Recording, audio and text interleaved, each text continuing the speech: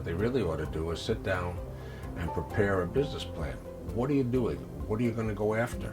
Are you going to start from fresh, or are you going to try and buy something new? Or are you going to try something that's been in existence and where the owners are ready to sell out? And there are a lot of businesses that are for sale. The purpose of the business plan is to say, what am I doing? Where am I going? Who am I? Who's going to be with me? What do I see to be my strengths? What do I see to be my weaknesses? And if I'm contemplating buying a business, what are the strengths and weaknesses of that business? Who am I competing against?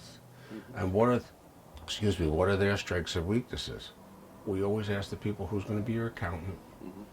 Who's going to be your banker? Accounting is important because it tells you where you are.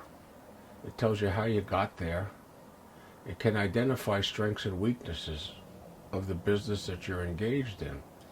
It also has an issue that people fail to realize, and that's a tax compliance issue. You are required to file returns on either a semi-annual, quarterly basis, or a yearly basis. Most people, the first time through, should work with an accountant who's done these returns so that they're properly filed and they don't get these notices of deficiency. One of the big areas is if you're buying a retail business and you get a federal tax ID number for your corporation, but then you get a sales tax number, separate and distinct. You can't use the same number. People fail to get that. And then you have a problem with sales tax. Meals tax is another one. Restaurant is anybody who's selling food for a profit. It's even supposedly for the food vendors. That's right. I always ask people what their prior experience is. Were you in business for 10 years? Did you achieve a management level position?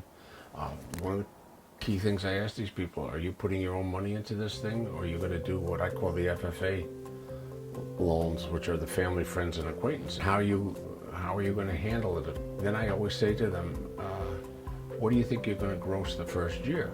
And if it's not at a certain level, I say to them, you really ought to take a look at whether you want to create this entity, because this may not be the right time to do it. Some accountants, from my experience, some 30 some odd years in this business, don't want you to form especially a corporation or an LLC, unless you're doing $125,000 a year.